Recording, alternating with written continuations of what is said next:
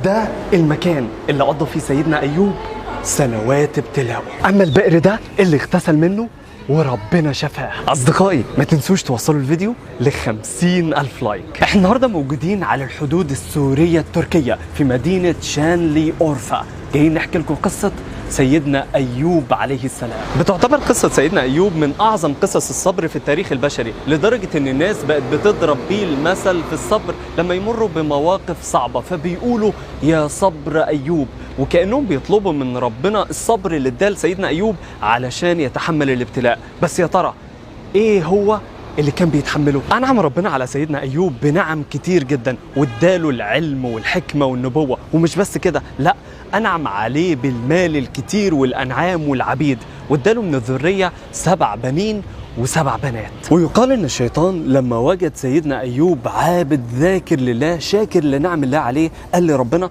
ان هو بيعبدك علشان النعيم ده، لكن لو مش موجود مش هيعبدك بنفس الطريقه. فسلط ربنا الشيطان على سيدنا ايوب علشان يبين ان سيدنا ايوب بيعبده سواء في وجود النعم أو عدم وجودها. وهنا هيبدأ الابتلاء لسيدنا أيوب، وهيفقد الأنعام والمال والعبيد. ومع كل ابتلاء كان الشيطان بيزداد غيظ من سيدنا أيوب، لأن سيدنا أيوب بعدها كان بيسجد لله ويزداد شكر ليه، ويقول إن الله يؤتي الملك من يشاء وينزع الملك ممن يشاء.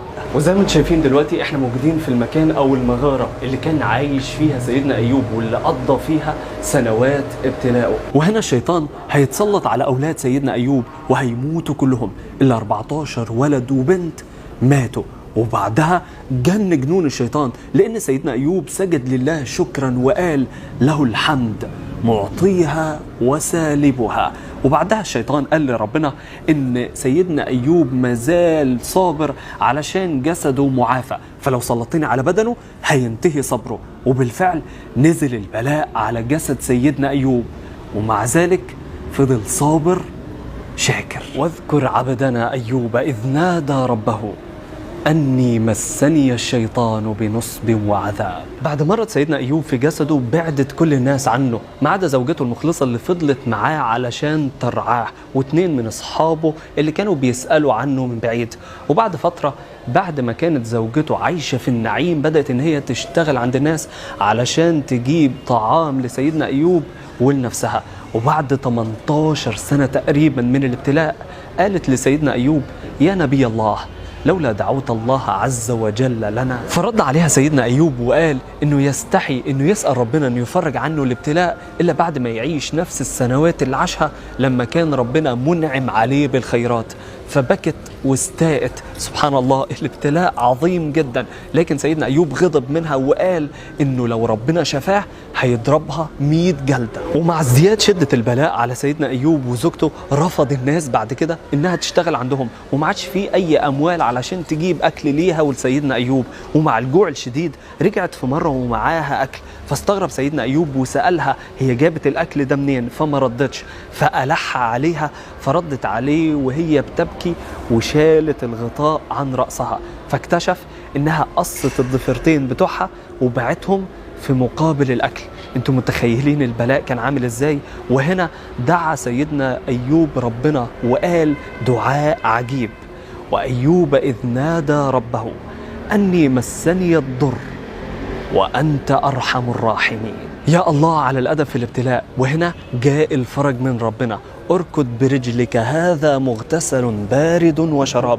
ربنا أمره أن يضرب برجليه الأرض فاتفجرت وخارج منها الماء. وهنا في مدينة أورفا، ومن المشهور عن المكان ده أن هو المكان اللي سيدنا أيوب ضرب برجله الأرض فانفجرت منه الماء، فنبع منها البئر ده.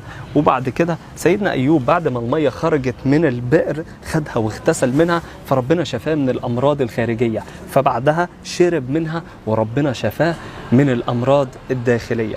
والناس هنا حتى الآن بيجوا يشربوا من البئر ده. ولما رجعت زوجة سيدنا أيوب للبيت لقيته واقف جنب البئر، لكنها ما عرفتوش وسألته ما شفتش النبي أيوب ذاك المبتلى؟ وقالت له إنك والله شبهه لما كان معافى.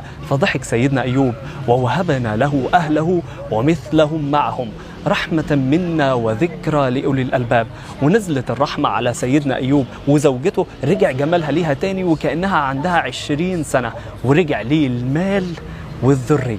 لكن فاكرين القسم اللي سيدنا أيوب قاله لما كان مريض وقال إنه هيضرب مراته 100 جلدة لما ربنا يشفيه؟ ربنا أمره فخذ بيدك ضغثا فاضرب به ولا تحنث إنا وجدناه صابرا نعم العبد إنه أواب. ربنا عاتبه وقال له إنه ياخد حزمة من القش فيها 100 عود ويضرب مراته بيها إكراما ليها